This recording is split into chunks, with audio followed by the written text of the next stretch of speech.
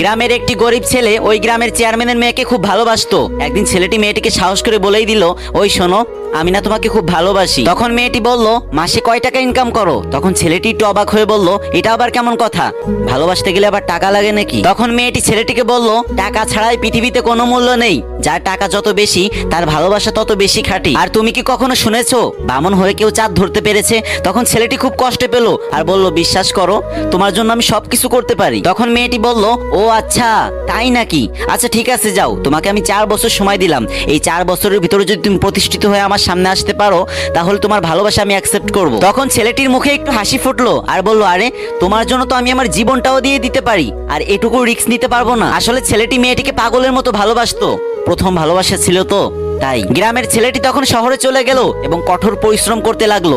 মাটি কাটা থেকে শুরু করে বাসে কন্ট্রাক্টারি করা, এমন কোনো কাজ নেই যে সে করতো না। যখন সে কাজ করতে করতে অনেক ক্লান্ত হয়ে যেত তখন সে একটা কথাই ভাবতো, মানুষ তো কত কষ্টের পরেও নিজের ভালোবাসার মানুষটিকে পায় না, আর আমি মাত্র 4 বছর পরিশ্রম করলেই আমার ভালোবাসার মানুষটিকে পেয়ে যাব। তখন সে সমস্ত কষ্ট ভুলে আবার কাজে নেমে পড়তো। এভাবে দেখতে দেখতে 4 বছর কেটে গেল। এদিকে ছেলেটি কঠোর পরিশ্রম করার কারণে এই 4 বছরে সে প্রচুর টাকা